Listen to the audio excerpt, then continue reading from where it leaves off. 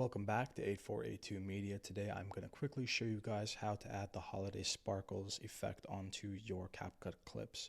So initially what you're going to want to do is grab your clip that you added from your media folder, and then we're going to go up to effects, down to video effects, and then click on Christmas. We're going to scroll down and we're going to find holiday sparkles. So we click it, we drag it down right above the clip, and we can elongate it to make the effect lasts longer for the clip.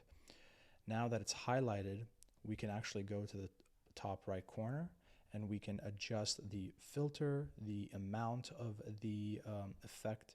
We can rotate the effect, we can increase the size and increase the soft light. Now let's check it out.